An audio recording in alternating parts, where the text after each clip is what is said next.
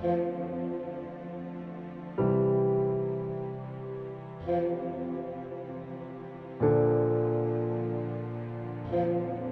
was another cold, dreary November day.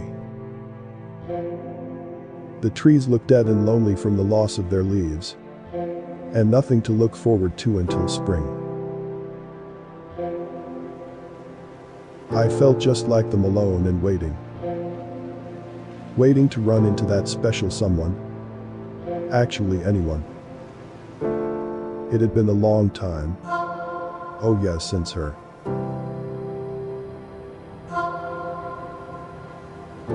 I pushed her out of my mind instantly.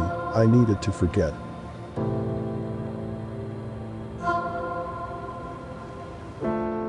So here I am in the stupid mall again. Shopping for little things, trying to forget her. She violated my brain again. It was over. She had made that clear. So I had to move on, and now I was okay with that. But just because I was okay did not mean I was alright with moving on. So in the mall again. What was I looking for again? Oh yes, socks. I needed socks, anything to keep my mind off her. It was crowded as usual. I was surrounded by other people going about their boring lives. Women dragging kids and silently yelling, as if that was any less annoying than actually letting it all out. I was surprised that they did not hurt themselves doing that. I was walking aimlessly to Target Way at the end of the mall. I was slowly window shopping. First this side, then that side. Seeing everything and yet noticing nothing.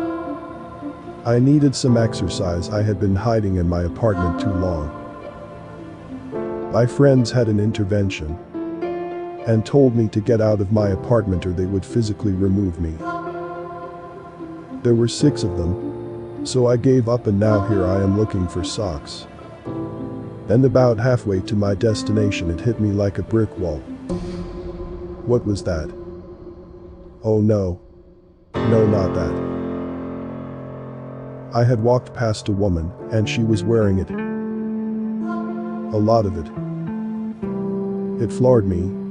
It had entered my nose and my body froze, and instantly I was somewhere else. It was the smell of Navy Perfume. She wore it, I loved it. That perfume was intoxicating. It was my Achilles heel. I could not fight it. I could not control it. I half fell, half guided myself onto a bench, and just lay there gasping for air. Her memory crushed me just as the dead leaves had crushed under my feet as I had entered the mall. My vision became blurry, and then I faded out. Then I was back. Back to a time when she was mine.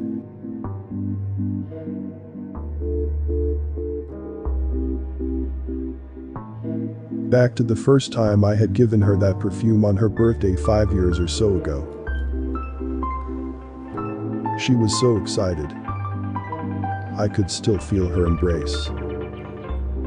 I had taken her to our special restaurant on 41st Street, where we had first met on a blind date. The meal had been excellent. The night had gone perfectly. She was dressed for the occasion in her little black dress with a pearl necklace she only wore for special occasions. She looked lovely as ever, and I had complimented her beauty with roses which brought out the color in her cheeks. Her dark hair fell ever so softly on bare shoulders. She was a vision, and she was mine. It was the happiest I had ever been. She had excused herself to go to the ladies' room to freshen up before we left for the movie theater to round out the night. She had been waiting for this movie to come out, it seemed forever. And it landed perfectly on her birthday. What luck for me, nothing could have gone better. She came back from the ladies' room, and that was the first time I had smelled that heavenly scent upon her. It was glorious. She looked at me and somehow felt what I was feeling. The raw attraction that was between us. She moved closer and said softly, provocatively, "Let's skip the movie, we can go another time." As she grabbed my tie and slowly led me out the door to the taxi, I knew this night would be the one. We would unleash the passion we had for each other in a night of unbridled lust. That perfume from that moment on was her. She wore it religiously after that. She had worn it to all of our anniversaries, her birthdays and mine. She knew what it did to me. Every breath of it took me back to the first time. It was like I was holding her gently in my arms again, with her body pressed against mine and the faintest brush of our lips. Just a whiff of that scent had sent me careening down memory lane and left me wasted upon this bench, gasping. People were staring, and I could see the pity in their eyes. I bet they thought, "That poor wretch.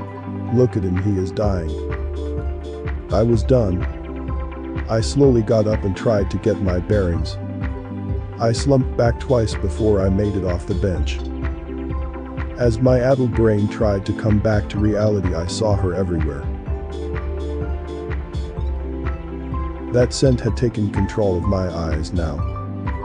There she was talking to a clerk.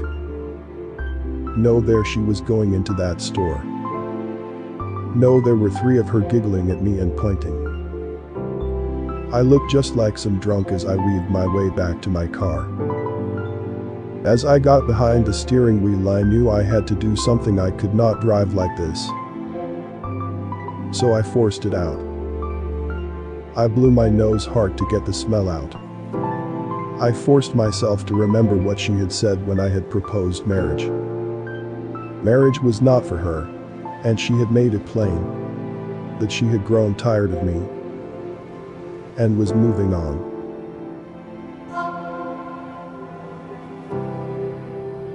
That did it. The pain pushed it out. My broken heart had pushed it out. I was in reality again. No sucks today, maybe tomorrow. Just as long as I don't run into another woman wearing navy, I don't think I could survive it.